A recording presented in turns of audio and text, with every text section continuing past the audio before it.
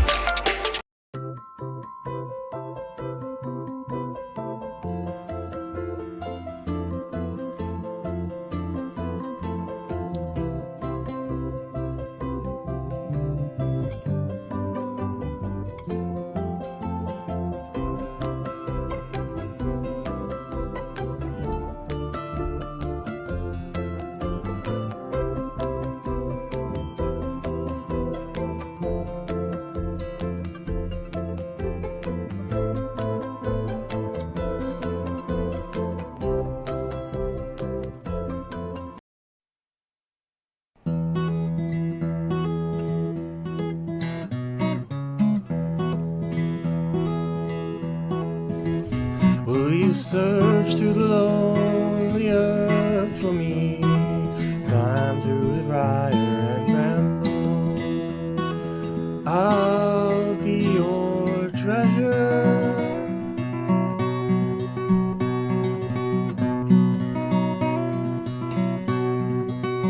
I felt the touch of the key.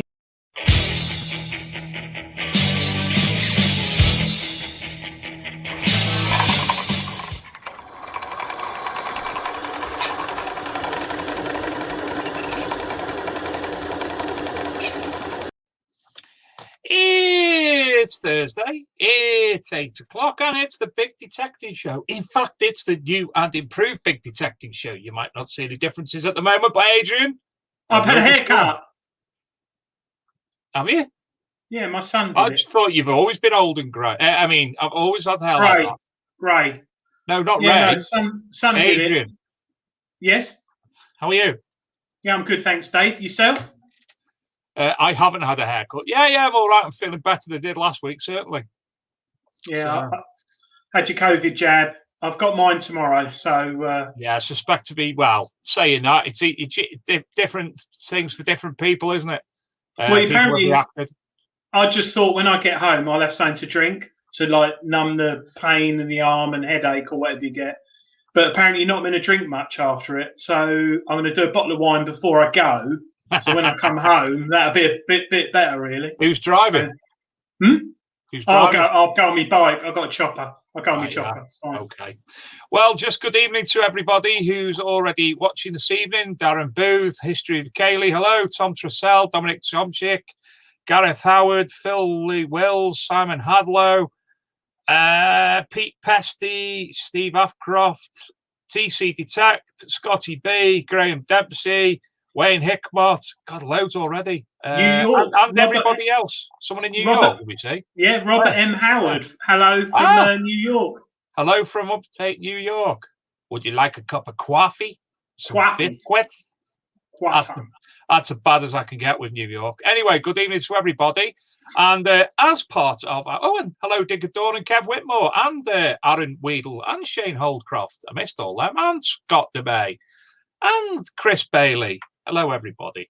So, without further ado, as part of our changes that you're going to see, one of them is being, first and foremost, the big detecting show Diggers Dips prize draw will now take part at 9:15, which gives us more time with our guest, who tonight is Miss Emily Chambers. Good evening, Emily.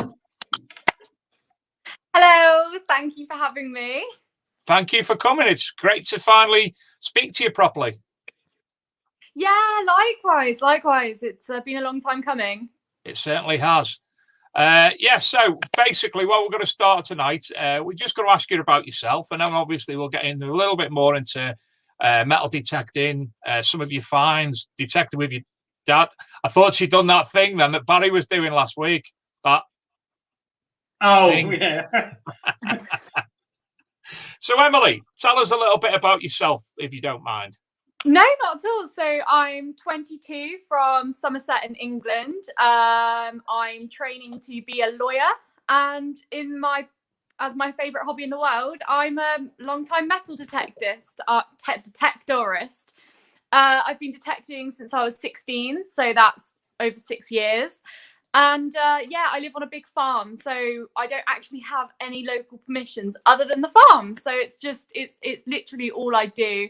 I'm a history fanatic. I always have been. It's sort of everywhere I go and everything I do is about history. And I just absolutely love to, research the history of the farm and local history. Obviously, like all history I find interesting, but local history especially. And I just kind of feel like detecting is a way to get a bit closer to that. So, yeah, and like you said, I got into detecting with my dad. He was the one that bought the first detector. And then obviously I caught the bug. And it's just been the rest is history, really. It's just gone from there. Literally history. Yeah, literally. So how many years have you... Sorry, Adrian. Adrian first. Age before... Sorry, I very much envy you, Emily, because... Being able to walk out your back door and detect at any time of the day or night, you can just go out. And I've seen your YouTube videos, and you've got a lot of land. How much land have you got? It's over 1,000 acres. We don't own all of it, but we have free use of the whole lot to detect, and then obviously horse ride and chainsaw down logs for firewood. We have free use of the lot, so it's just basically fair game as far as detecting goes. Yeah, it's my dream. If I won the lottery, everyone would buy a Ferrari or a speedboat or a villa in Spain. I'd just buy a farm with loads of land and be able to go out detecting any time of the day, have a fire, put a tent up, drink lots of beer and enjoy it. But no, I think it's fantastic because we hear so much about people in the hobby who enjoy detecting, who have permissions or struggle finding permissions, but it's quite rare you have people who actually live on the land and detect on it, and it's nice. And you've got the history. Yummy. So everything about that is just yummy. It's what, Dave? Yummy. Yeah. I detect on my own land. I did in lockdown. I was quite fortunate. But mine's only 40 foot by 60 foot. So it didn't last long. But I did have some good finds. We're quite lucky. We're in like a history hotspot, so to speak. Yeah. So we have a Roman road right next to us, and it kind of runs through the edge of the estate. It was an aristocratic deer park for several centuries with earls and dukes and all sorts and royalty visits. And so and then obviously we've got the Roman horde. So there's Roman activity. It's all sorts. It's all through the ages. It's been interesting. And even when it was just farmed, ridge and furrow farmland, they were still dropping things. So it really is quite an extraordinary place. I am very lucky to be where I am and have that sort of opportunity, I think. Yeah, fantastic. Sorry, David. I haven't got a clue anymore. you say you're near a Roman road.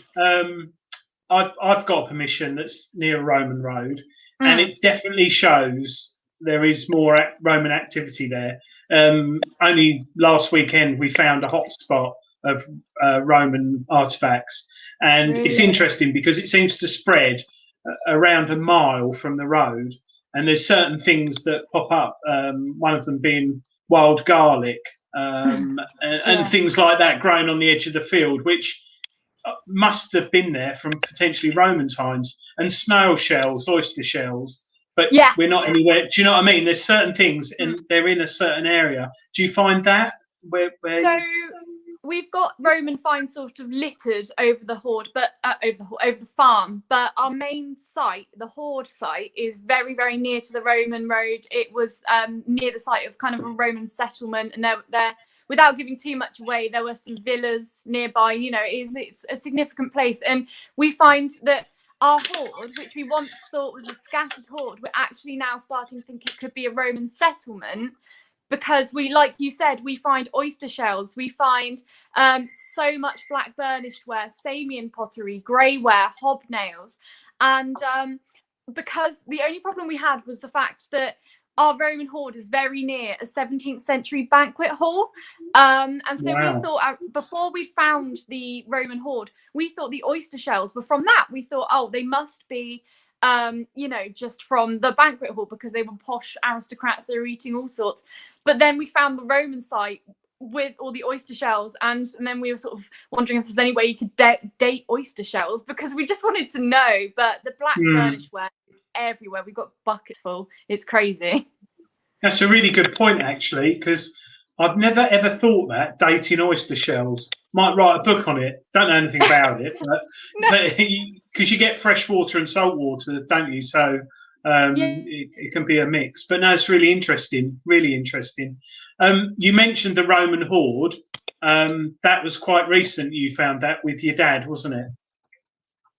Yeah. So we basically 2 or 3 years ago, we had our earlier detectors, and we knew that there was interesting things on this site. We'd found the odd copper coin, obviously, you know, sort of bronze Roman coins and things, so from all sorts of areas of history, because obviously the banquet hall, we got some milled coppers from sort of Georgian era, but we'd had a couple of Roman coins.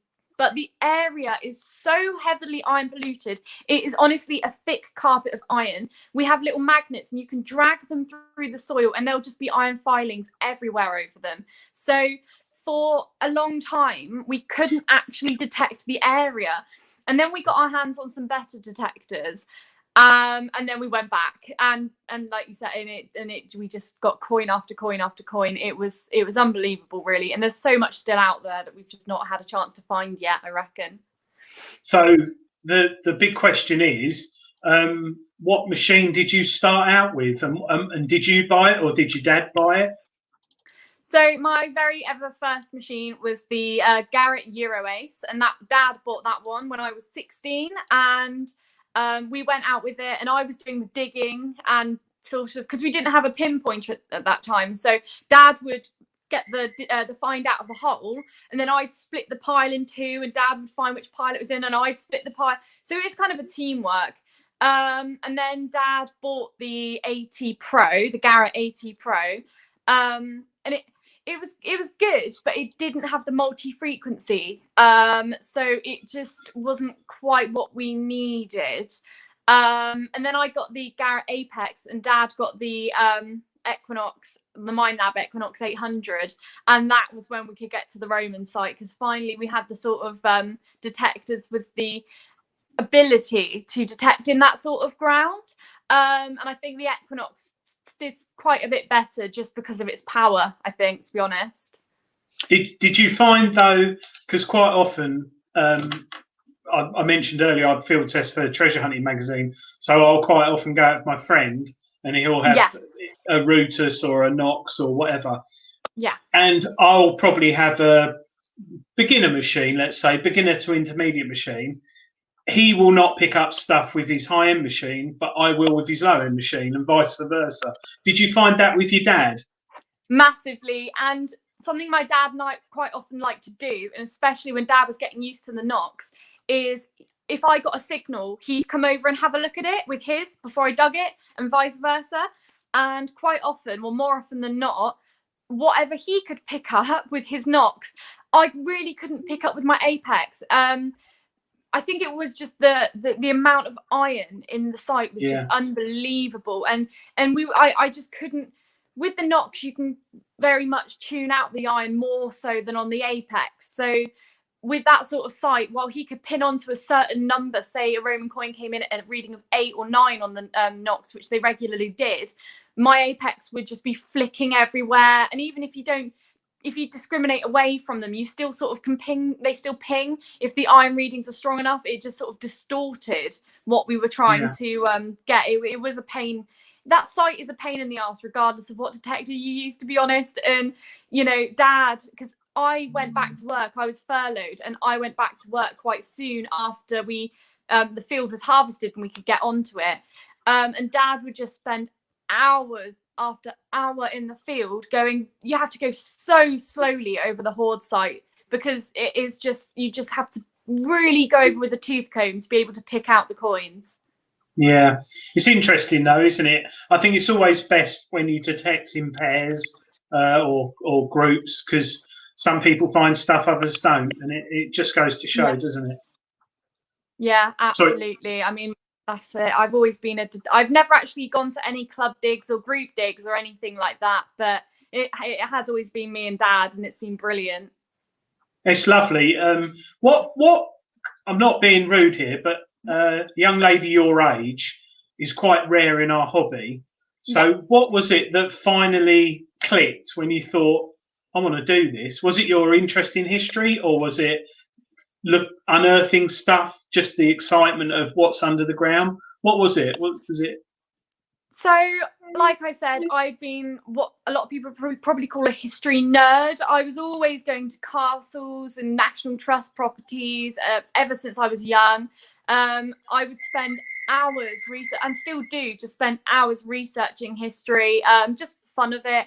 When I'm doing my makeup for work in the morning, I'll have a history documentary on, just ticking on over. So it always has just been something I've adored. But it really was, as soon as Dad got the metal detector, I kind of was like, hang on, this is really cool, because I had always researched the history of my farm, you know, for years. We'd lived here since I was 7. So for a very long time, I've been researching the history of the farm anyway, and things. And suddenly Dad produced this machine where you could dig up actual history.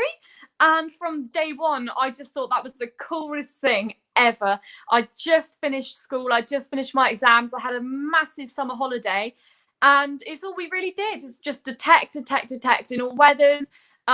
You know, rain or shine, we were out detecting. It was just brilliant, and it was such a cool way to get closer to history. Basically, it was the closest, and it still is the closest way I can get to the history of the farm.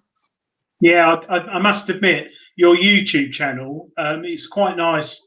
Those, what's Emily Detects, isn't it? Your YouTube channel. Metal Detecting Emily.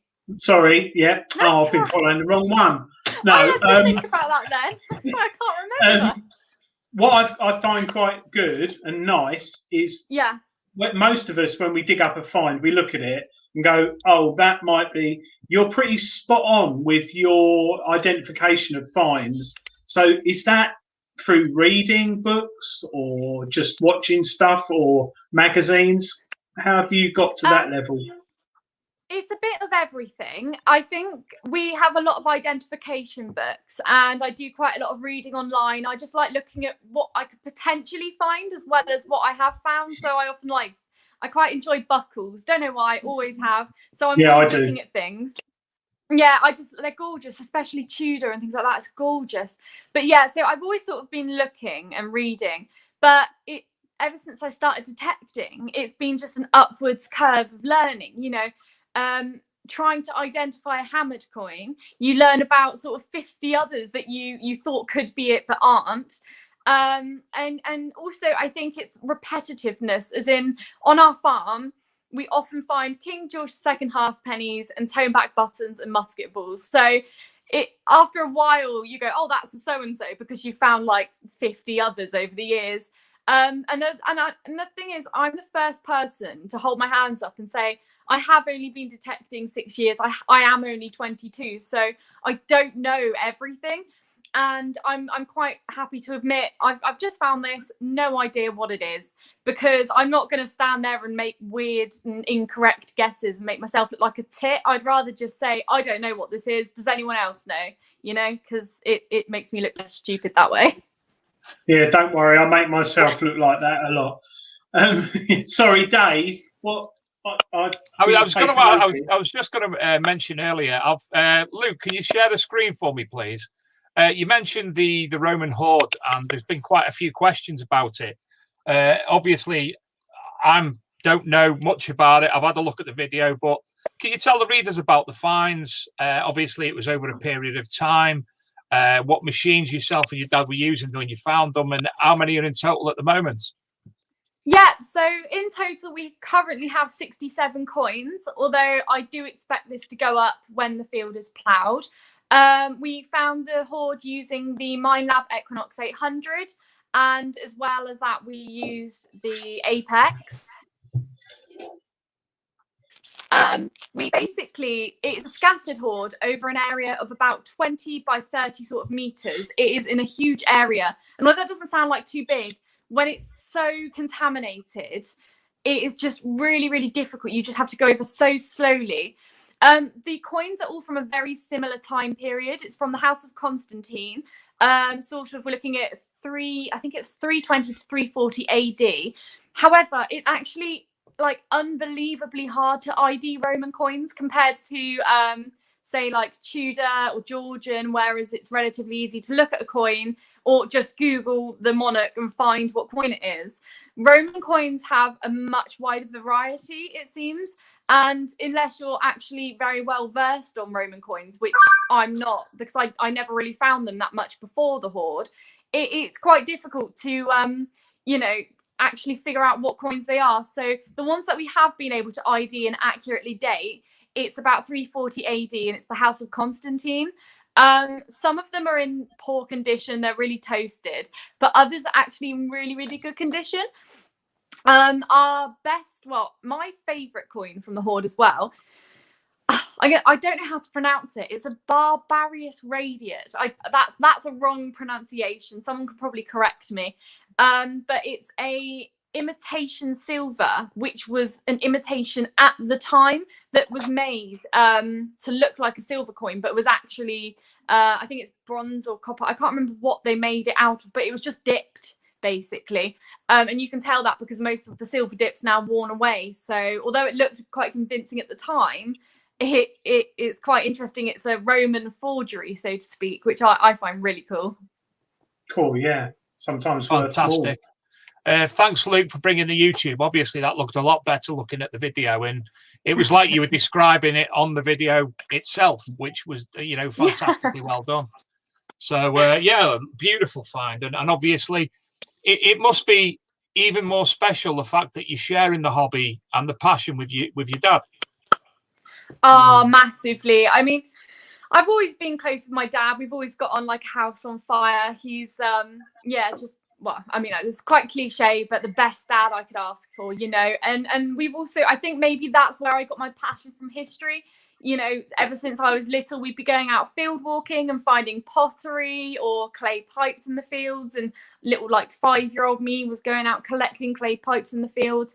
Going out and visiting, castles and things. And then just the simple things like driving along in the car and dad would be talking about the history of the area or the castles, or, oh, that's a hill fort, that's so-and-so castle, But yeah, it's wonderful. We spend so much time together, and I just have this absolute plethora of memories and funny moments and just brilliant things. And it really, really is.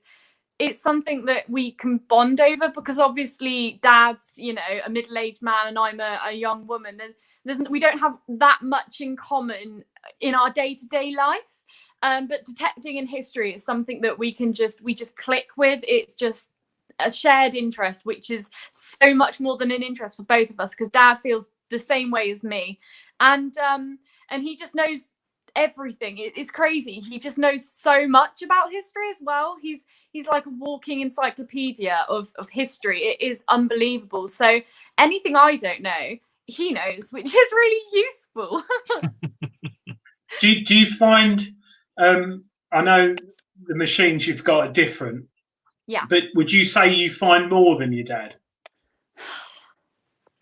I'd say, because we're both using the Minelab Equinox 800 now, so we're pretty neck and neck.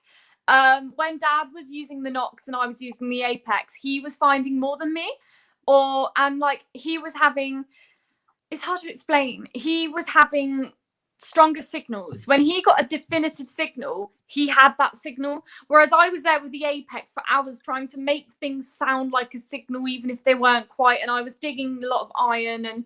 But now I've got the Equinox as well, and we're both using the same detector. It is very, very much like neck on neck. We find pretty much the same. We'll both come back with a handful. Like obviously some days. So when I found my gold half angel, he found I think he found 2 hammered coins that day, silver ones. But obviously I got to go home with the little trophy. And other days he'll find loads and I'll find nothing. I think it is just partially luck, you know. If you walk over it, you'll find it, and sometimes we just walk over better things than each other. But no, we're pretty neck on neck, because if we walk over it, we'll find it. There's no difference anymore, which is quite nice. No, it's interesting, because the reason I ask is I think women are a little bit more patient than men, shall I put it? So surface finds, for example, and just having that little bit more patience, I wonder if you do find more, because you've got the patience to listen. Whereas I'll get a bad signal and probably think, well, whereas I don't know, it's just one of those things, isn't it? So it's quite interesting. But what do your what do your friends think of you detecting? Well, that's kind of so when I started detecting in school, I got bullied quite mercilessly. That's the one. I got bullied mercilessly. I can't say it. I got really bullied badly. There we go. I got badly bullied. And I was given a lot of grief, so I just kept it to myself. I never told anybody really. It was just something I did with Dad, and it never got talked about outside of my house, which was fine. Now we're adults. I have a group of friends who are really interested in my detecting. They seem to always ask, you know, what I found, you know, and I have to show them my finds, which is actually how my Instagram account started. We went into national lockdown, obviously, and I couldn't show people what I'd found anymore. My relatives, my nan, granddad, my friends were all sort of messaging me asking what I'd found. So I kind of thought, well, let's just put it all in one place. And so I just made a little Instagram account so I could show my friends and show my family, because they are now, my friends are really interested, and quite often they do ask, well, you know, can they come detecting with me? And I have to try and explain to them that you can, and you're more than welcome, but it's not like we're pulling treasure out the ground every 5 minutes. There will be about 4 hours of detecting, maybe 4 or 5 hours, and we will maybe find like 3 or 4 things. So you'll have to prepare yourself for that, because it's not maybe as you know, I don't show myself digging up all the trash on my YouTube and Instagram, but obviously it's majority digging up rubbish. So I think they think it's more exciting in the field than it is. Yeah, but then when they take the mickey and you turn around and say, "I found a Henry VII half angel," they sort of shut up then, don't they? Oh, did you? Oh, what, real gold? You know, I've had similar things. You know, occasionally, you know, people, oh, metal detecting. Oh, did you find much? And you go, yeah, I found a few things, and you mention like the odd gold coin and things, and then suddenly and I don't know if it's interest in the history or it's gold in the head. It's like money, gold. I think it is. You know, they go, "Oh, what's it worth? Is it worth much? Have you had it valued? Yeah. What's it worth?" And you think, well, I mean, it is worth something, but that's not the point. I'm the first person to touch that in over 500 years. That's the point. That was it. That's my favourite thing. You know, anything. I found my first cartwheel penny the other day, and I just kind of like stopped and was like, oh, the last person to touch this was a Georgian, you know. I still to this day I struggle to wrap my head around it sometimes. It's just so exciting. If only they could talk.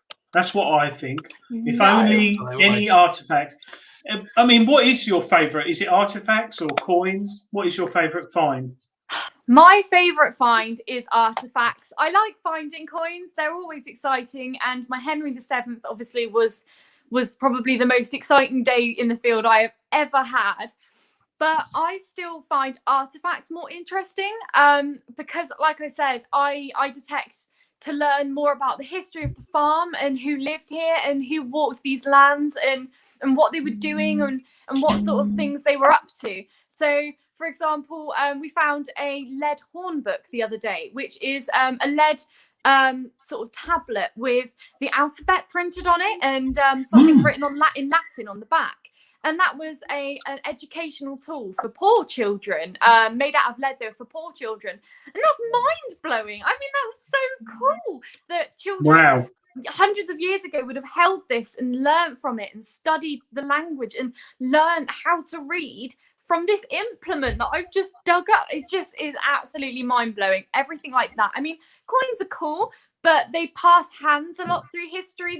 They're minted somewhere and passed through hands. So although it's interesting to think about what those coins would have paid for and who would have owned those coins at some point, I think artifacts are more personal to the person that owned them, and they would have been cherished more than coins. So for me, and I think my motives for metal detecting, that is what I find most interesting.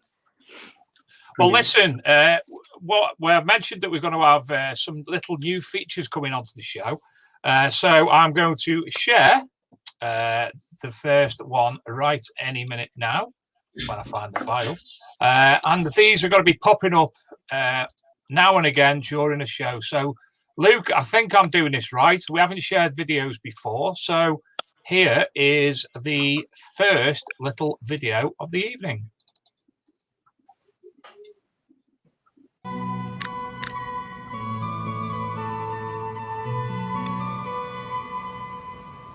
My name's Kaylee, and today we're going to talk about Sutton Hoo in Suffolk, England. Located along the banks of the River Deben lies Sutton Hoo. A mansion was built on the property of Sutton Hoo in 1910, and this property was bought in 1926 by Colonel Frank Priddy, a retired military officer. He passed away in 1934 and left a widow, Edith Priddy, and a young son, Robert Dempster Priddy. In 1937, Edith decided that she wanted the mounds on her property to be excavated, and through the Ipswich Museum she hired the services of Basil Brown in 1938. He was a self-taught archaeologist who worked full-time for the museum. In June 1938 she showed him the mounds. Basil Brown began excavating Mound 1 in May 1939. They started digging a trench on the east side of the mound, and on the third day they discovered an iron rivet from a ship. Within the next several hours, more rivets were found in their original position. The size of the find became quickly apparent, as this has been one of the most spectacular archaeological discoveries in Britain. For weeks they painstakingly removed soil from the ship's hull until they reached the burial chamber. You've heard me talk about a ship, but none of the original timber had survived. Only the shape of the ship was perfectly preserved. The artifacts found in the burial chamber near the body have been identified as regalia. This points to it being the resting place of a king. The artistic and technical quality of the gold and garnet inlaid objects are absolutely exceptional and among the true wonders of Sutton Hoo. Sutton Hoo is the cornerstone in the study of art in Britain between the 6th and 9th century AD. The gold and garnet fittings show the fusion of earlier techniques and motifs by master goldsmiths in a new creative way. The Sutton Hoo treasures represent the pre-Christian royal accumulation of precious objects from many different cultures.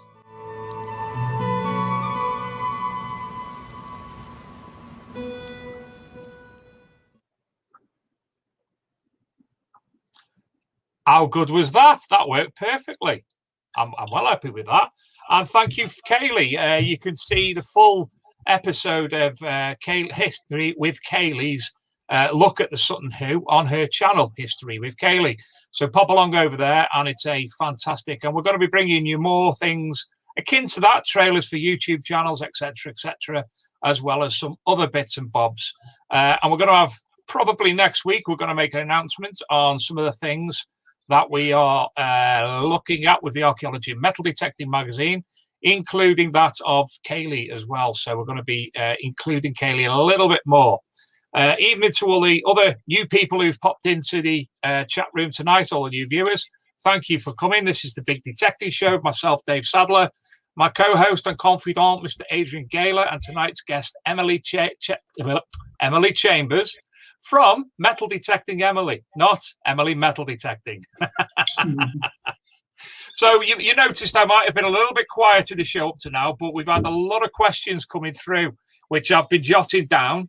So it's obviously we've got things to talk about, and we get to interact with the audience a little bit more as well. The first question I would like to ask is about YouTube and how your YouTube channel came about. What were the reasons behind that? Oh, she's on mute. Oh, there she is. Oh, it's all right. You're back again. Okay, so I basically, like I said, I started my Instagram just to share with my family and my friends just what I was finding during lockdown, because I couldn't see them in person. And then it just took off. And I mean, I had no idea there was a detecting community online. So I think I got over 1,000 followers in a week, and I was just blown away.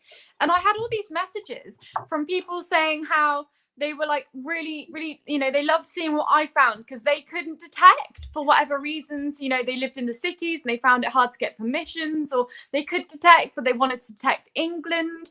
And they kept saying that they were sort of detecting vicariously through me almost. And then I also just had loads of people saying, you should make a YouTube channel. You should make a YouTube channel. And I put it off for quite a while because it seemed like quite a big commitment. And I just didn't know if I could be bothered, really.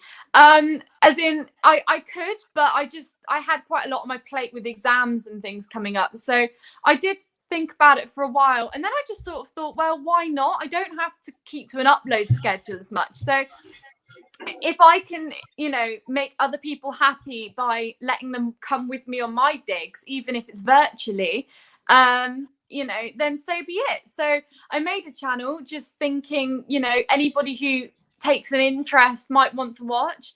And yeah, it's done really well. And I love the feedback. I get lots of nice feedback. And it's just exciting to be able to bring people with me on my digs. I don't film every dig because when I'm filming a dig, I feel like it takes away some of the digging time.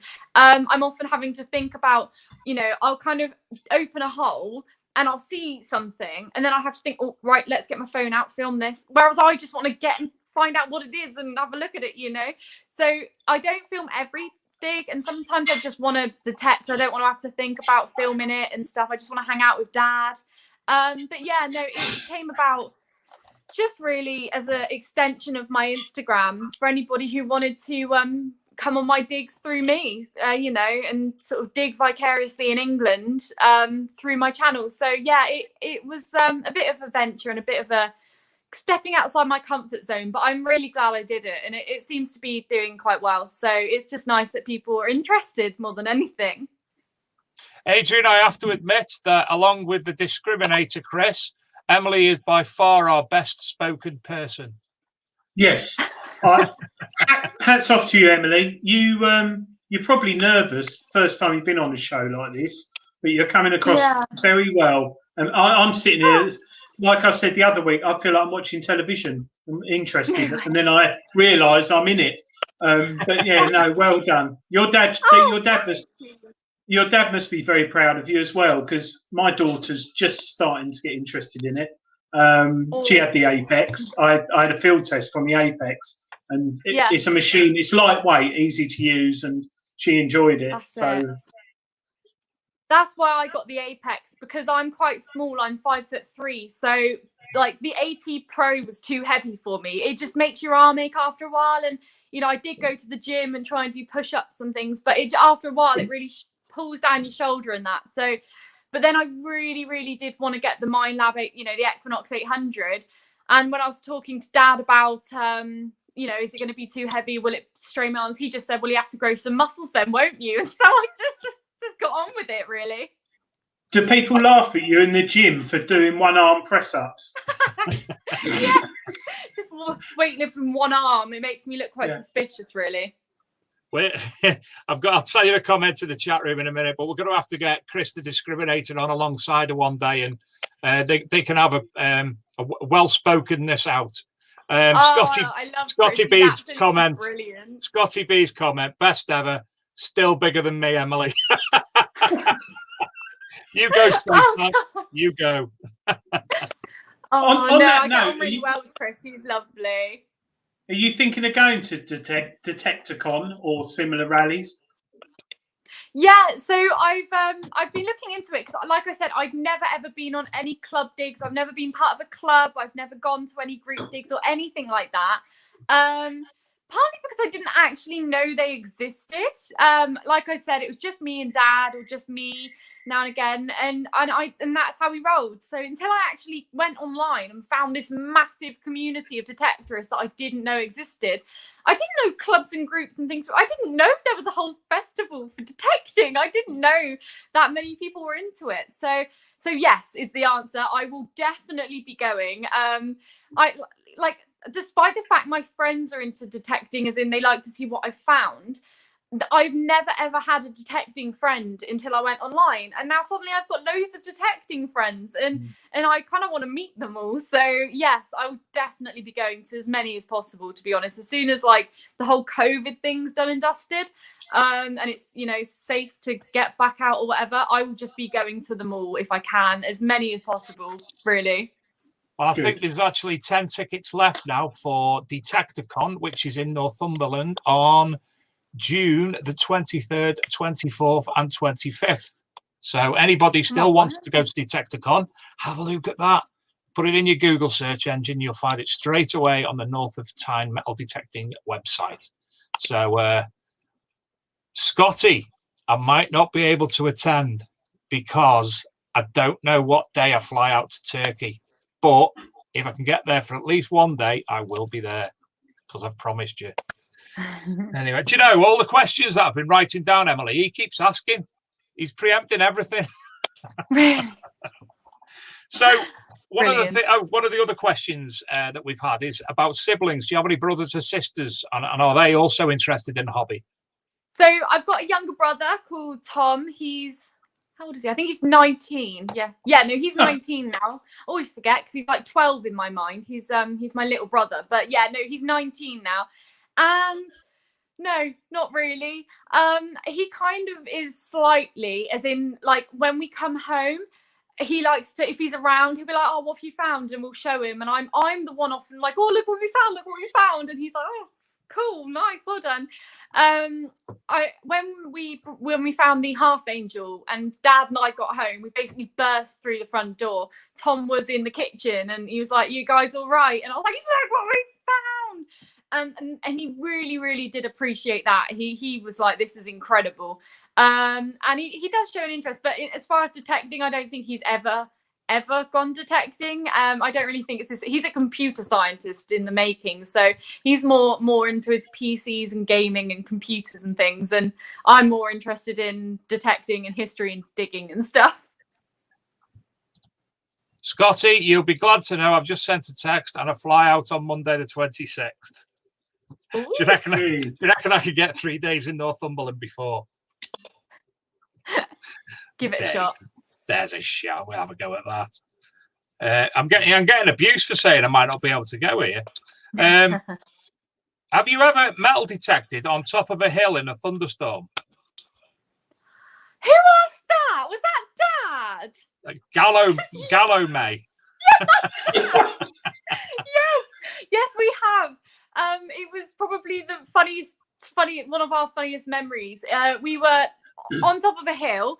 And we were digging, and it was where we found like 5 or 6 hammered coins, or like silver ones, all very close together. And we had a brilliant target, and we could hear this sort of rolling thunder approaching. And this was several years ago. But we carried on. We were like, well, if we're really quick, we'll have to just keep digging. And we were there frantically digging, and then the rain set in. So it was chucking with rain. This thunderstorm with lightning was coming closer and closer, and we were stood on top of a hill holding metal poles essentially. So I'd sort of like crouched down trying not to be a conductor, but yeah, we were digging more and more trying to find it, and it was a shotgun cartridge. So after that we just legged it off the hill after all of that. But yeah, that was probably the funniest time. It was the most frantic, what I would call extreme metal detecting. Extreme, yeah. You may have also, viewers, noticed that tonight's first, Luke can't spell, MMD, put an extra in there. So there's your first quiz question for the night. Spot on. And we've got some new goodies as well. Luke, can we go over to Dave Cam 2 and we'll just have a look at some of the goodies that we've got. Here we go, Dave Cam 2. So there you go. So from Detectorware UK, we have this very lovely mouse matty fines grid type thing. Very, very nice. We also have these little aluminium, pop along, take them on your dig with you and do your photographs. How nice are they? Very good. Very good. This was in my care package that come this week. We also have very spiffing ArcMD mag mugs.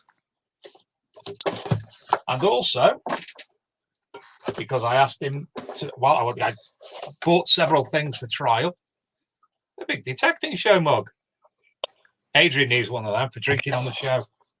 And finally, what came this week, unfortunately, I ordered the wrong size, is this absolutely fantastic Archaeology and Metal Detecting Magazine t-shirt.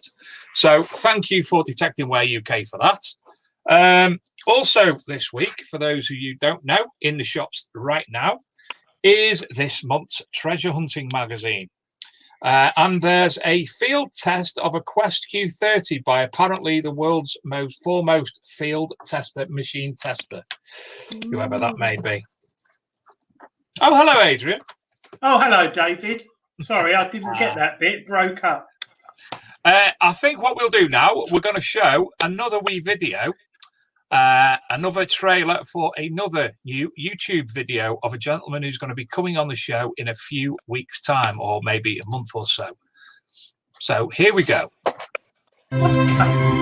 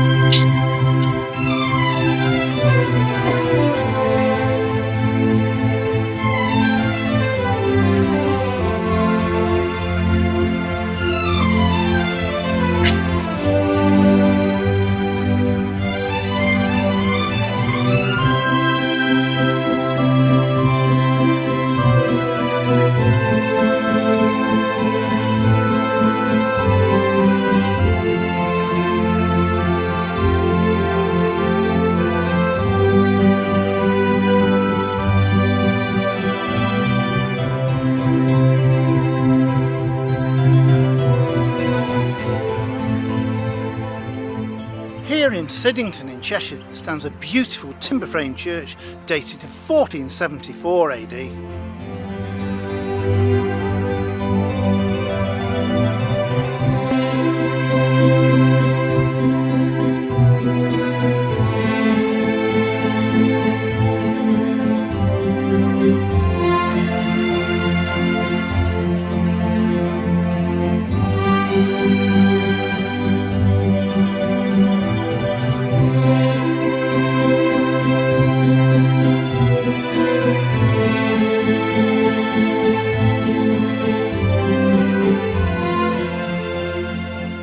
So, no surprise that all the benches were then replaced.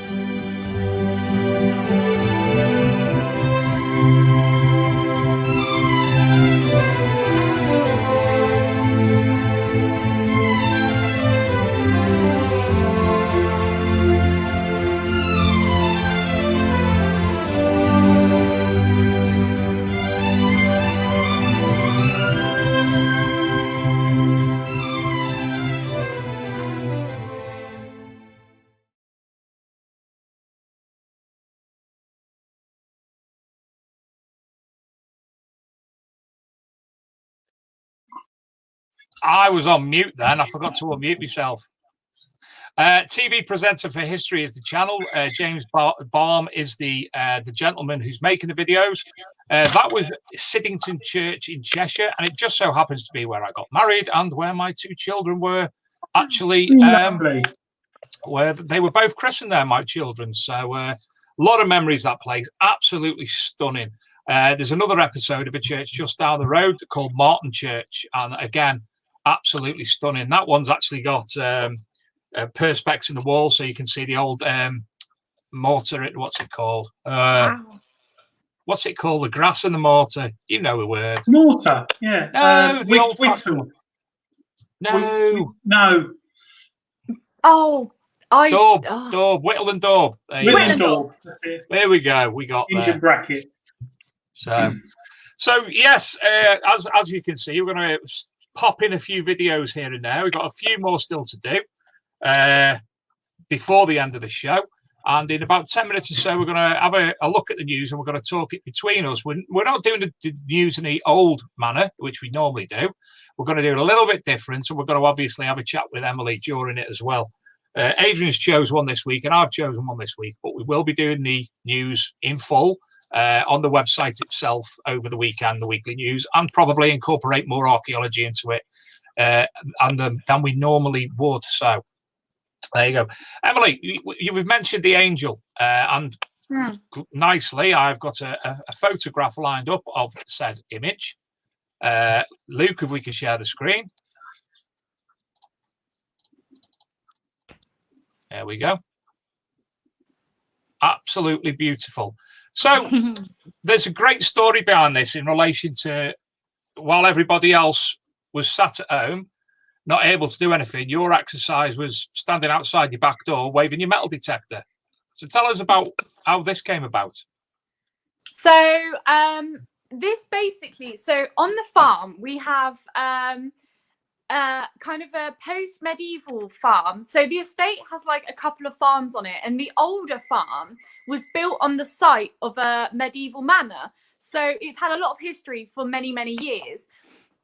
And this was found near that farm, like just down the road. And like we do a lot of our research on old maps and other sort of resources.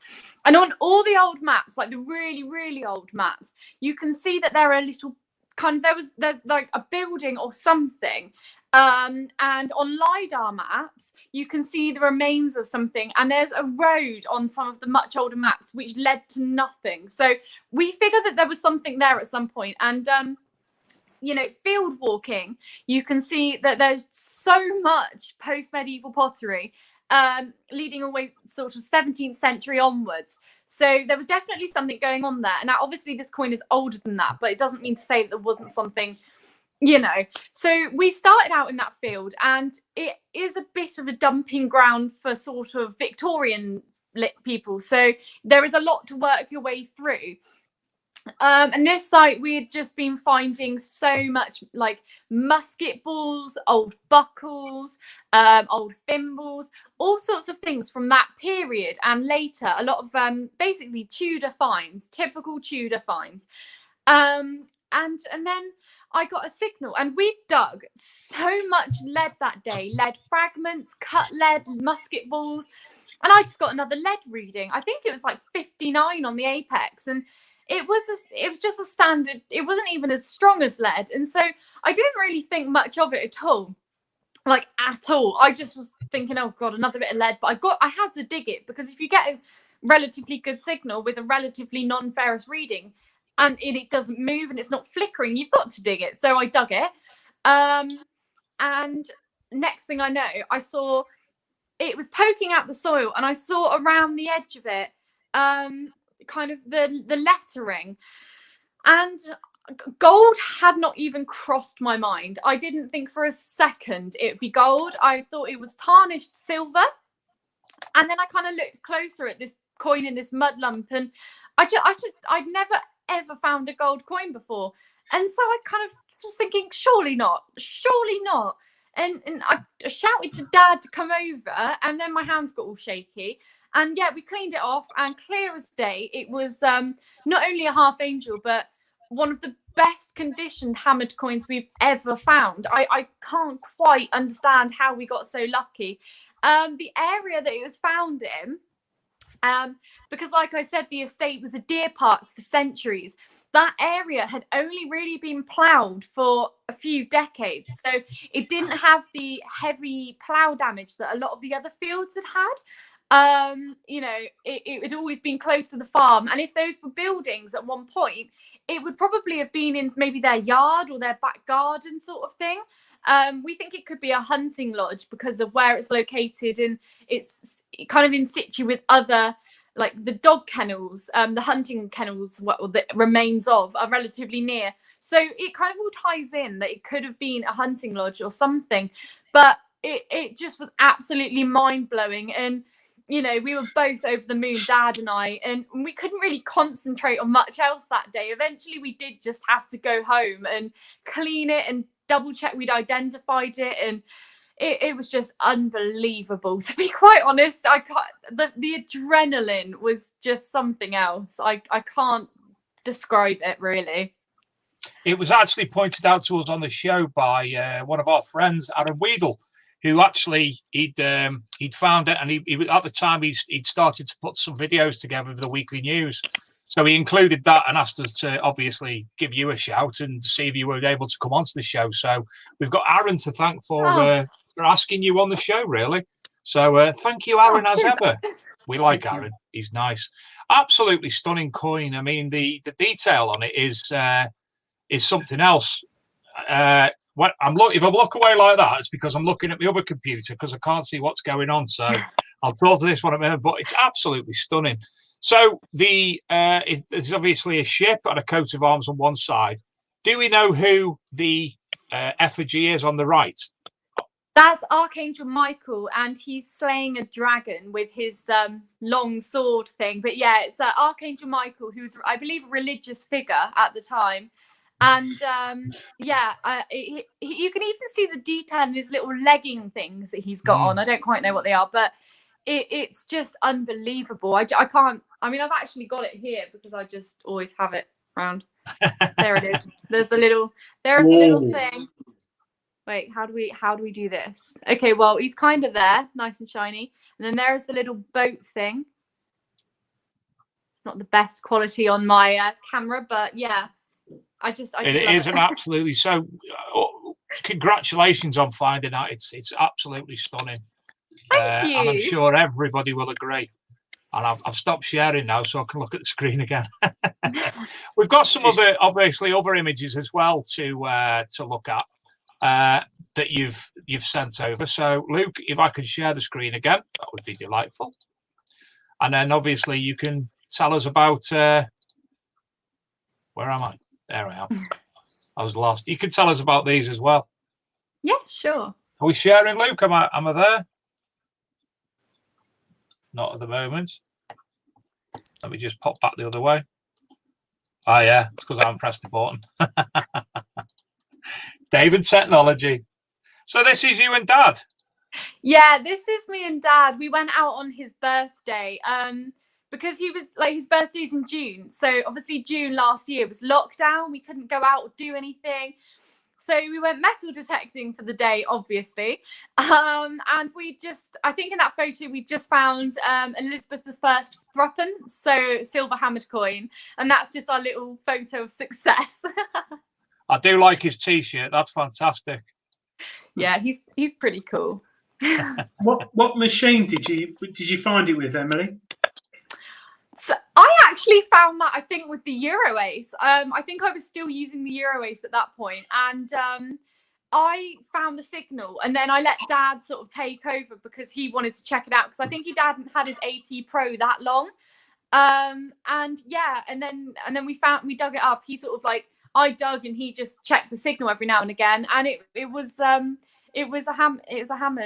And it was quite an iron polluted ground. We had World War I and World War II soldiers on the farm during the war.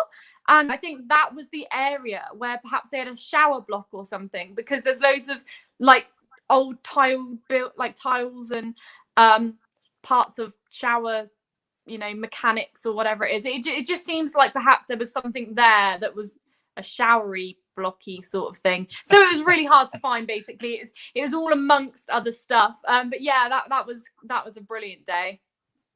And there's another image from the same day. I know that because he's got the same clothes on. Yeah, that was us. I think that's a musket ball that we'd found. But I love that photo. That's such a nice photo. That sums up most of our detecting, which is just us looking at stuff in detail. I think that one's a canvas picture, to be honest. Oh, wrong one. That should go on a canvas. Now, another nice little coin. Oh, yeah. So that's my King George II halfpenny. Now, like every single George II halfpenny I'd found up until, I think that is actually Monday's dig. So I found that this week. They've all been toasted, like absolutely toasted. Some of them you can make out vague shapes. And then this comes up. I just was mind blown at the quality and the detail of the patina like on there is just like unlike anything I'd ever seen before. I didn't recognize it. I almost had to get, look it up online and go, is this what they're supposed to look like? Because I'd never seen one that wasn't black and just smooth before. So yeah, that's probably one of my most exciting coins I've ever found. And this one, I take it relates to the RAF, the Army or whatever we're on the site. Yeah, so that's a Royal Flying Corps Sweetheart Badge, and it was given to whoever the Royal Flying Corps soldier or person left behind. The Royal Flying Corps was between, I think, what is it? Is it like 1912 to 1918 or 1910 to 1917? It was only a very small period of time, basically, before the RAF was founded. And they'd only just started flying planes really at that point. They hadn't had much experience. So it was just an arm of the army. It was just a little branch until they decided, okay, we need a whole sort of division dedicated to the air. And that was given to, wives, girlfriends, children of whoever would be left behind. And then they lost it. So we found it sort of 100 years later. I found one of those, and it's lovely. It's really, they're worth quite a bit of money, actually. A lot of collectors for them, but yeah, I think they are. But yeah, it's a lovely little find. That the history behind it is really interesting. I love those little sweetheart badges. Now, this last photograph, your dad again, and somebody else. So that's my partner Kyle, and Hi, Kyle. I've managed to get him into detecting as well. He never used to enjoy it because I always used to just bring him along so he could dig for me. And that was boring, it turns out. But I gave him my old Euro Ace, and he has that now. And now he loves detecting because it's obviously more fun when you go detecting. And that day, Kyle, so that is the field where the Roman road possibly runs through. And Kyle found one half of a Roman fibula brooch, which was like mind-blowing in itself. I was over the moon. It was such a gorgeous brooch, like even though we only had half of it. And then Dad found the other half. So that's a photo. Oh my God! Yeah. That's the reason for the photograph then. That's them just proudly displaying their... So it's like they're actually lovers, and that's half a token each. You could get a wedding ring. Get a wedding ring made out of that, Emily. Oh, they could wear that, couldn't they? Half each. Yeah. Yeah, nice ceremony. Wait, honestly, it does look like I felt so left out. As you would. Well, what we're going to do now, as promised, we're going to nip over and have a look at this week's news. Now, there's... I'll have to do this different. I'll have to show your second, Adrian. The first one is one of a archaeological find from yesterday, which is in that folder. That's why I can't find it. So here we go. This is Tintern Abbey in South Wales.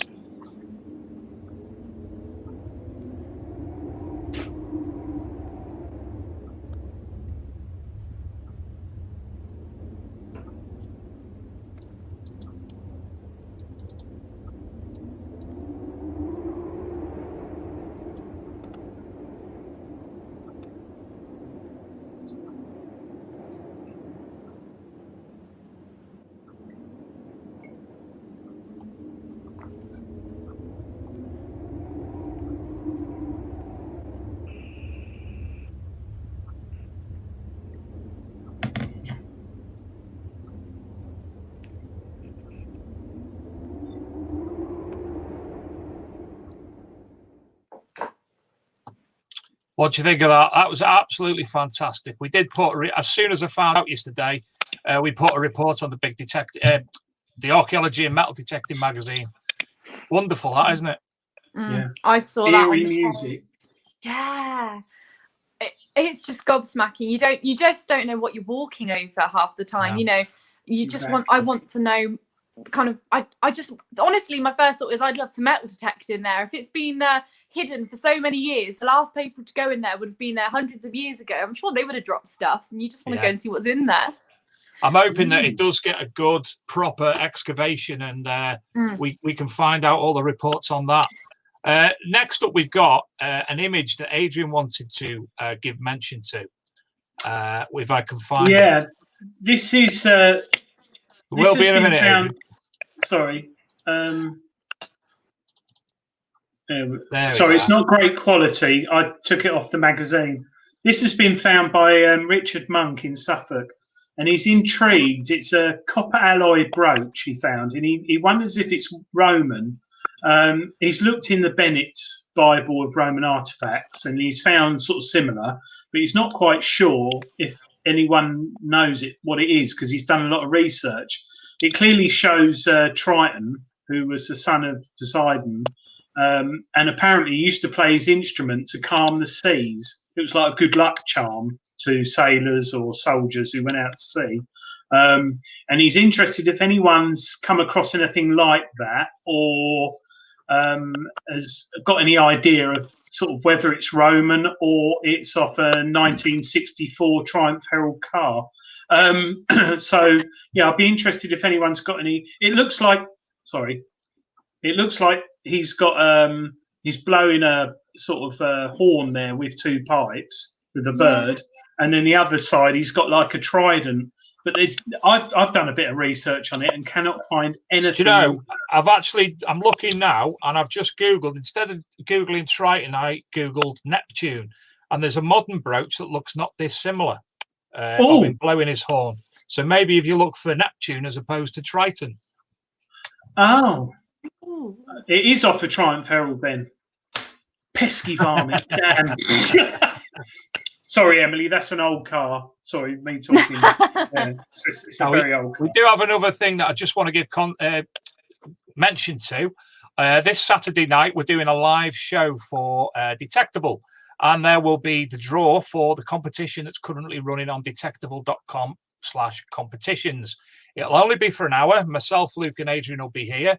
I will be joined by Karen Becker, who will be doing the draw for the entrance into that. So that's this Saturday from 7:30 p.m. on the big metal detecting show. Karen, I'm going to have a word with you. The big detecting show. And it goes towards a very good charity, doesn't it? Rennie House, yes, it certainly does. House. Yeah, very, very good.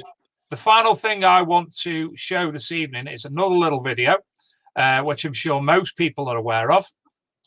And it's actually two videos, but we're going to go with one because of the time. So I've not done that right, have I? Just quickly, Emily, what's your bucket lister? Oh, my bucket lister is a posy ring. I would love to find a 17th century posy ring with an inscription on the inside. My friend George found one. I follow his Instagram, and he found one. and they often have Latin inscribed in them.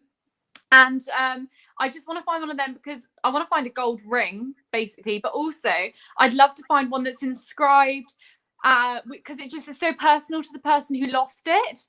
And it's a really, really personal way of getting close to, you know, whoever lost it, more so than a normal gold ring. You know, if it has an inscription on it, that is just mind blowing. So that is by far my bucket lister. Interesting. Yeah. I think most things that people find on my bucket lists. Yeah, no, I've never seen one like quite like George's. So we have got the next video. 4, 3, 2, 1, go.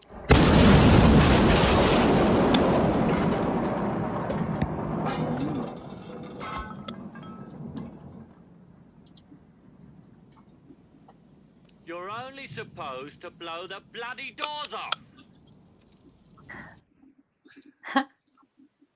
And that, of course, was the World War II bomb that was found in Exeter this week. Oh, and I haven't seen that. You know, yeah, that's that. I've actually got another video that we can show next week or something like that of drone footage from when it took place. So we'll look forward to showing that one as well. But that, as I say, that was the Exeter bomb, which it absolutely brilliant to see that. It really is. I'm just trying to do something else. But do you know what? We're running perfectly well here for time. You know, I'm surprised we're actually doing so well. As the first time of the new way of doing things. Can I quickly ask Emily a question? Ask away. Yeah. What settings do you use on your Knox? I know you've only had it not for long because you're part of Team LP now, I understand as well. Yes, I am. So I got picked up by LP pretty early on, and it's just like the best decision I've ever made.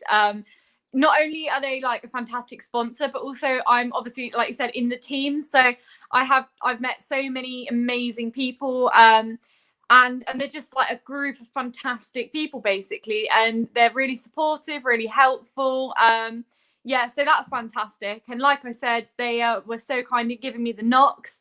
So like you said, I'm still learning the settings. I've pretty much got it down to a T on what I want now, which is for the heavily iron places, which is where I've been going with it. I just discriminate out everything under 8 completely, because there's just so much iron that if I don't, I have no chance of getting anywhere with it.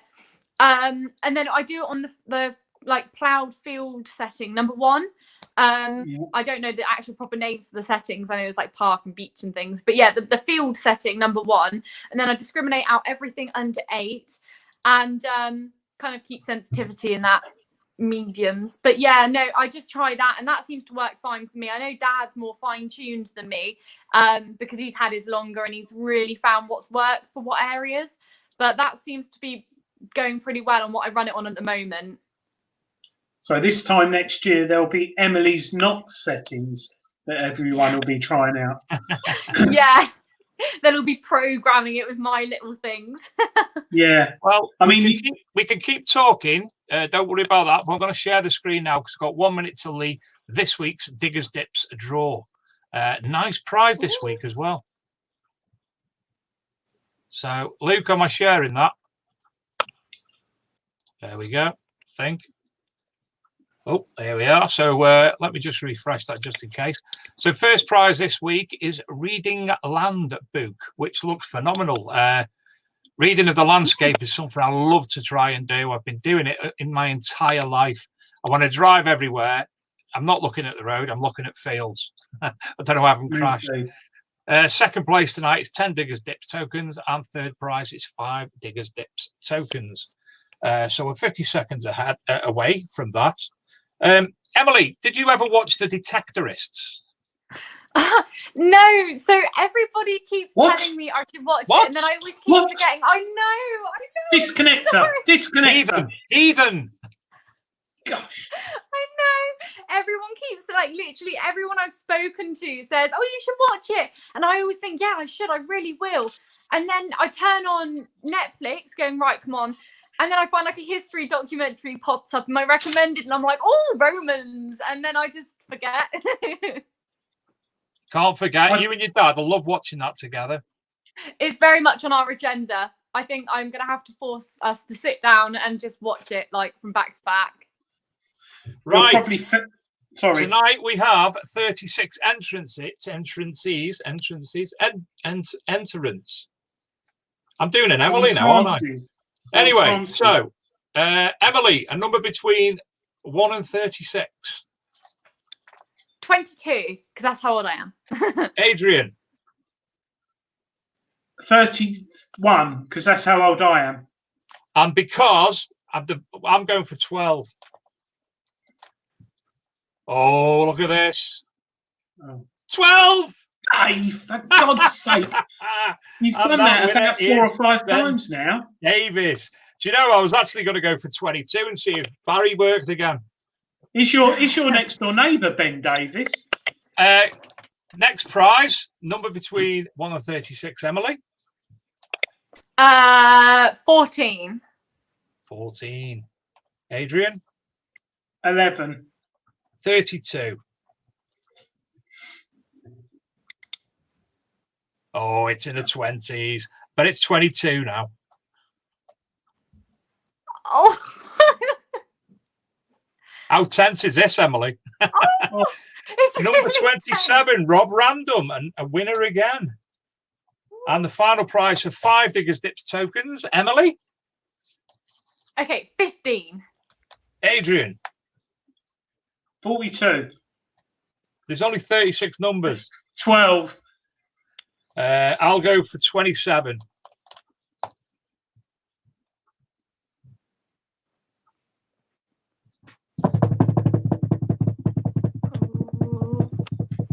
Oh, it could be Emily and it could be Adrian.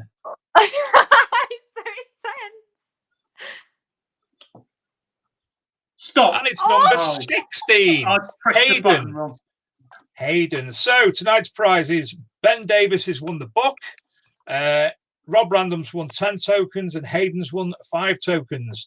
Diggers Dips will get in contact with you as they normally do for winners and contact you delivery of the book or credit your account.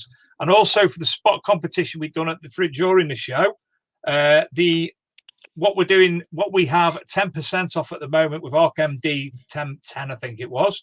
The winner of that was Jamie Williams. So if you could contact, in fact, if you can contact me, Luke or Adrian at dave@bigdetectingshow.com, Adrian @bigdetectingshow.com, or Luke @bigdetectingshow.com, and we'll be sorting out your address and get something sent out to you. So thank you to Diggers Dips. Now, where are we? Adrian, any more questions for Yes. Emily? Mine went blank. Emily, we've joked about the detectorists, but obviously that is the average person in our hobby. Do you get many of them knocking at your door asking to detect on your land? So I'm not approaching us personally, but I've had a lot of people online message and say, will I take them detecting and can they come and detect with me and things like that. And like, without sounding like Scrooge, I don't like to do that because like I've also had some weird ones like, oh, let's go detecting together, we can go off into the woods together, and I just think meeting people off the internet to go I've said that. I've said that to it. Yeah, he knows because I've asked him myself. Yeah. He tried that one with me. Sorry, Adrian. So Sorry, Emily. People I'm friends with, and friends that I've met online and stuff, you know, happily, but people that just randomly approach me wanting to detect with me that I've never spoken to before is a bit like, no. Yeah. You must. I was talking to Chris from Addicted to Bleeps this week. Oh yeah. And he was saying, you know, it's probably more hard work dealing with the comments and the trolls and the people who follow you, stalkers, than actually doing the videos and editing them themselves. Yeah.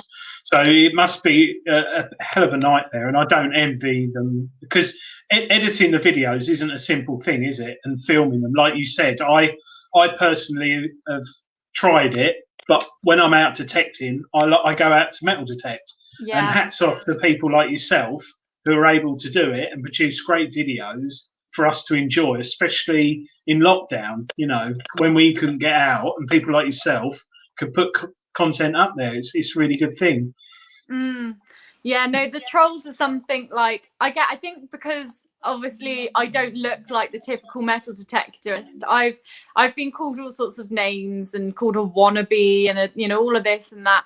But at the end of the day, I think, you know, a detectorist is someone who goes metal detecting. That's as simple as it is. And they obviously, if you don't look like the stereotype, that doesn't necessarily mean you're any better or any worse than anyone else. I think if you've got a common denominator, which is the love for history and the love for the hobby and the you know, the passion for the hobby, then I think it's fantastic. But I'm lucky. I don't actually get too many trolls. Everybody I've spoken to on Instagram and things, on the whole, has been absolutely lovely. So I am really lucky. But yeah, there's always going to be a few bad eggs, but you just have to like brush them off and tell them to get a grip and grow up, basically. Certainly do. Well, I think like coming on the show tonight, luckily Dave and Luke, who originally set up the show, one of the good things about it is you see people in their real sort of how they are, and not that YouTube doesn't, but you get to see people like your knowledge of history and detecting in the 5-6 years you've been detecting, you know what you're talking about. And if people watch your YouTube videos, they'll realize that they're genuine YouTube videos. Yeah, I watched one the other day where you had the knob that goes on the horn. Sorry, on the horn of a bull to protect the farmer, and little things like that. I found those years ago and used to just think they're off a bit of 1930s furniture, and then I've begun to realise now. But it's nice that you've come on the show tonight, and I think from the comments they've been very positive. And people have been really encouraged to see how much you are worth in our hobby. It's nice to see. Emily, we've had somebody. Something popped up. There you go. Stan's lad commented on one of your finds that you and your dad made that looked like a Saxon stirrup mount. Did you ever find out what it was? So I think he's on about the one possibly, which is like almost. I think it's like it looks like it has horns and it's sort of like that shape. And it was all rusty and crusted and it had 3 holes in it. And yeah, we do believe that is a Saxon stirrup mount for certain. Now we've found ones online which look relatively almost very, very similar. Ours isn't quite as good condition, but you can kind of see how it would have looked like that at one point. It's very distinguished. It's basically a triangular thing, and then it has 2 horns and some holes. But when we pulled it out of the ground, we knew it was something special. It wasn't like anything we'd seen before, although it kind of looked like a bit like iron in the way that it had oxidized. We knew from the reading on the detector that it wasn't, and yeah, we do believe now that that is a Saxon stirrup mount for certain. So that was a hell of a find, basically. That was so exciting. I presume Carl Napier would be one's partner. Oh God, what's he saying? I can't see the live chat. I saw that. About a cat reveal, please, Emily. Cat reveal. Hang on. Cat's coming out. Make sure you hold it the right way round. Oh God, you don't want to see his thumb. Dave, you'd like that. This is Toby. Hello, Toby. How are you? So yeah, he's obviously perfect. People have seen my dog because he's in all my videos, but I feel like Toby doesn't get enough attention. So for anyone that likes cats, this is my little mate. Oh, lovely. I had a cat like that. Got run over by a Mondeo. Never mind. Oh no! I thought there was a dad joke coming then. No. It looked exactly like that. It was called Whiskey. But yeah, it was many years ago. We've got another brief video lined up that was sent in this week to the Big Detecting Show Facebook group. And it's from a gentleman called George Bouvet or Beauvoir in America. And absolutely love this little video. It's only short and, it'll explain it itself. Luke, if you could, roll VT. What's going on, guys? So I thought I'd make a quick little video to show you my latest discovery.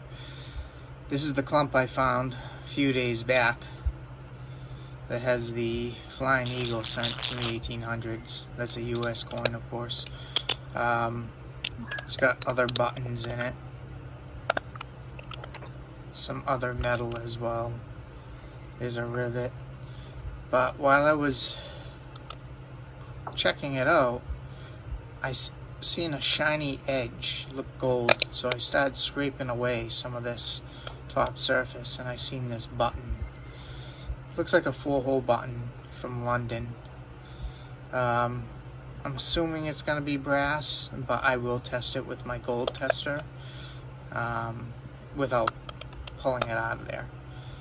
I think it's pretty cool. You know, I might just keep all this as one, because there's a lot of history from all over the world, obviously, just in this one clump. So I'll post and let you guys know, and I hope you enjoy this little video. So this video by George, it's actually showing you some coins in a clump. Now it looks like metal at first, but we actually found out that this is the leftovers from a paper mill, and they regurgitate all the cloth, fabric, etc. that they throw into the pulping machines. This would be the waste that comes out. The mill's gone now, and it encrusts it in a solid, more or less concrete material. So that's why we showed that video, because we all thought it was very interesting. Fantastic little video, and hopefully George is going to send some other things over in the future. And then again, anybody watching, if you do have any small videos, and we're talking 1 minute, so 2 minutes, even if you'd like to review your machine, you'd like to discuss a find, you'd like to show us cleaning your find, anything at all, if you want to do that, send it over to us at Dave, Adrian, or Luke at bigdetectingshow.com, and we'll be sure to add it. There are some more that I want. Well, ended up getting more than we could fit in tonight. So thank you to all those, and those who your metal detecting finds that you put on the Facebook group. They'll be coming shortly in a new segment to end the show, which is quite nice, isn't it, Adrian? It is, and you put some of my finds in there, which I was quite surprised. Stole them off Instagram. I had none at the time, and then suddenly I had loads turn in. I only use Instagram. I am on Facebook, but Instagram's my happy place. It's a nice place. I don't know what your thoughts are, Emily. Yeah, I feel like from what I've experienced, it's the same detecting community, but on Facebook, people can have a sharper tongue. Whereas on Instagram, everyone's just so much more friendly. So that's kind of why I haven't started a Facebook page. I haven't really got as much of a thick skin as perhaps other people. Because at the end of the day, I am just a girl on a farm who likes detecting. I didn't ever expect for my page or my channel to grow as much as it ever has. So I've kind of thrown myself slightly in the deep end. And as much as I love it, I don't really want to open myself up to trolls. But Instagram, no one. I can't remember the last time I got any unpleasantness on Instagram. Everyone is just absolutely amazing on there. It's a nice place. Don't forget, we've also got Detector Network, which is the detectorist form of Facebook, and there's no unniceness on there. Great little place. I can't get my head around Instagram since Facebook made all the changes. It's just I want to go through stuff, and it's showing me stuff that I have no. You've caught up, so we're just going to show you rubbish. I keep getting my son. He's 17. I get him to look at it because I kept getting women in bikinis, and I was like, "What the hell is all this?" And the hashtag money and coins, and it was just women in bikinis in Dubai. So got rid of that. Oh right. Oh, how did we get there? Okay. Yeah, but no, Detector Network. Hold on. Emily's just had you off. What? Emily's just proper had you off. She's well had you. Oh, yeah. Well. No, it's Detector Network. Detector Network. Out of interest, I've just made a note here, Emily. What do you use to clean your coins? So for like milled like coppers and things like that, I do tend to just use firstly soap and water, and then a mild, I think it's a silver polish because it's incredibly non-abrasive, but it just tends to get the mud. But I use little cotton buds, and I just go around usually with just soap and water, a tiny silver polish if it's copper. Hammered coins, I just use spit and tin foil. I don't really like to polish them particularly. I prefer just to clean them. And a lot of people don't believe me when I say I didn't clean the gold coin with anything other than water. No, I can believe that. Yeah, it didn't. I didn't know until I found them that they don't tarnish. It didn't need cleaning. It was amazing. I found a William III half guinea last year, 1628, I think, or whatever, and it literally came out the ground like I thought it was a kid's chocolate coin. It was sparkling. It was really good definition. But you're right. You get good. You get staters that are a bit messy and dirty. But you're right. I mean, yours looks lovely. And the only reason I mentioned cleaning is Graham Dempsey, who's probably in the chat. He does. He is tonight. He might be. He's probably fallen asleep. Dave, what's the website? It's composite pencil. Composite cleaning pencil. He does a special pencil. I've heard of them. Yeah. Yeah, and I highly recommend it because absolutely phenomenal. And really? I found a crusty Roman just before Christmas. Yeah. And I, like you probably get loads of crusty Romans, and I just thought I'll leave it. And then in the new year, I sat there cleaning my coins with his stuff, and well, you can. It's rubbish. You can. Well, that a silver denarius that was really. Oh gosh. No. Yeah, not having it. Take a picture and we'll do it next week. Oh, you can see it there. I've heard that they're good, but I haven't. I think if Graham's. I'll tell you what, we'll put Graham in.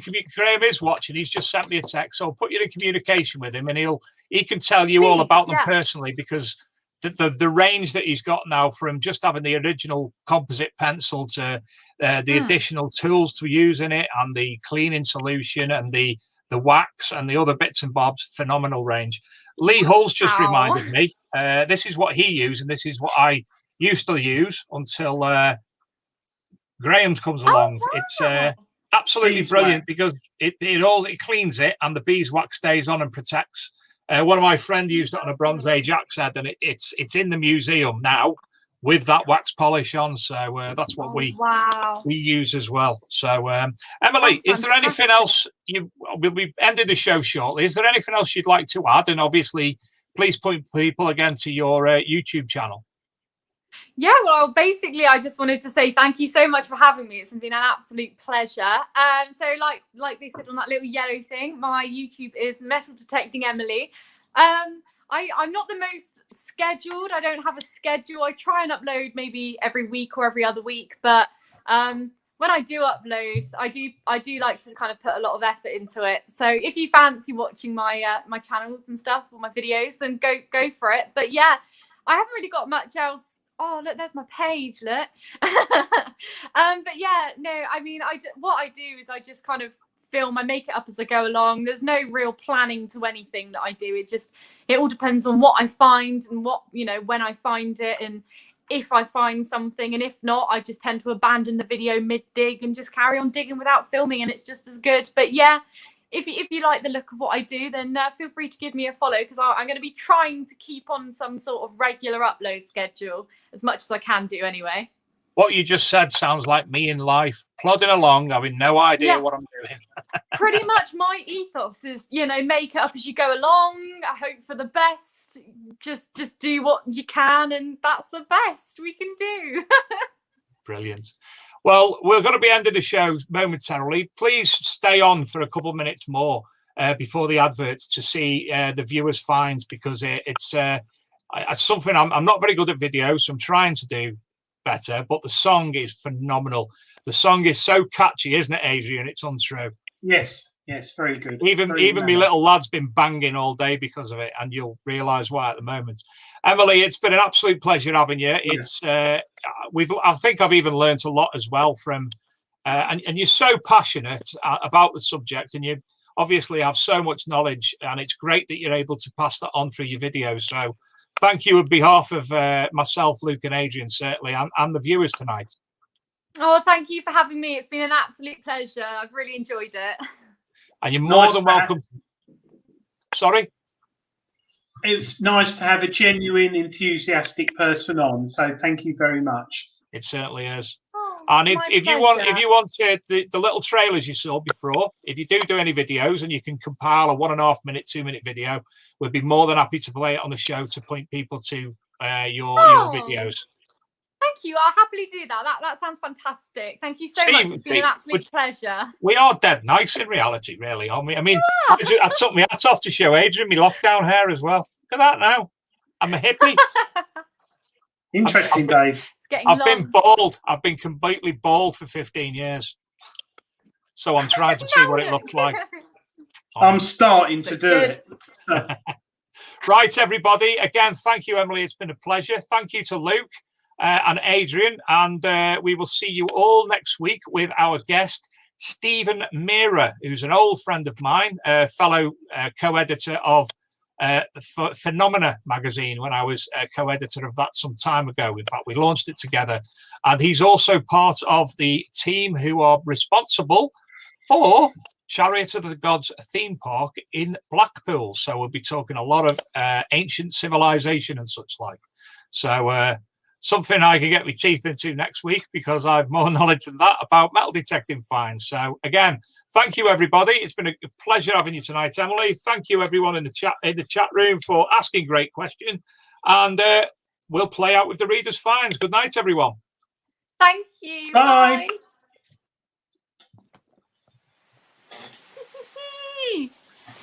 Get off!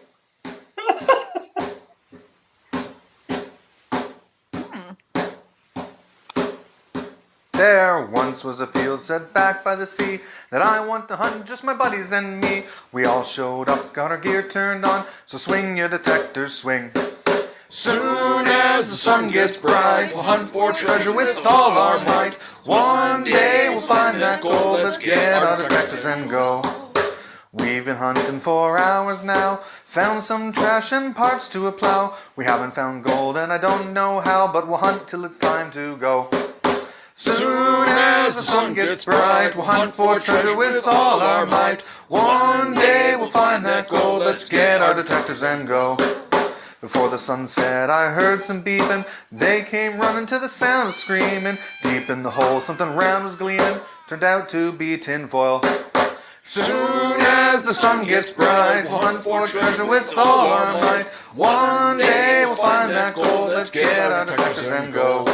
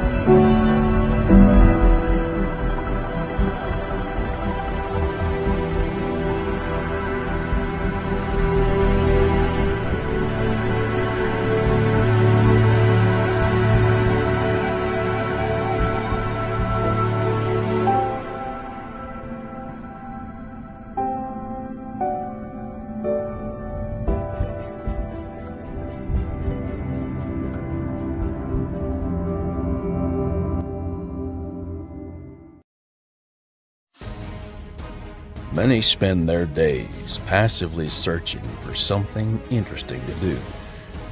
Others dig in and find it. While nothing is certain, anything is possible.